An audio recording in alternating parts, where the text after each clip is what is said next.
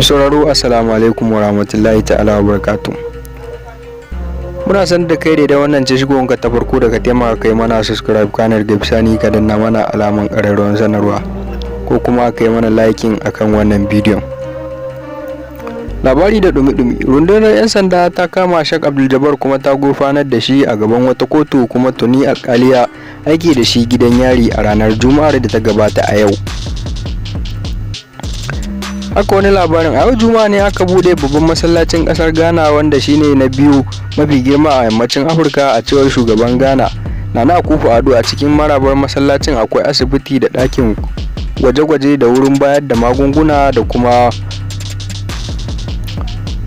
na bada abinci. An yi jana'izar Manjo Janar Hussein Ahmed wanda 'yan bindiga suka kashe a kusa da Abuja. An binne janar din ne a makabartar sojoji da ke Abuja.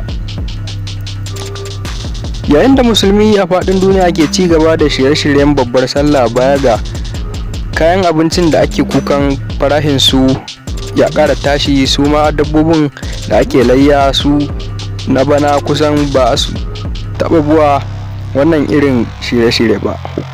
Kuke na bukukuwan sallah, kuma ta yaya tsadar ke shafar hakan? Batun da muke tattaunawa kenan akai a wannan channel tamu.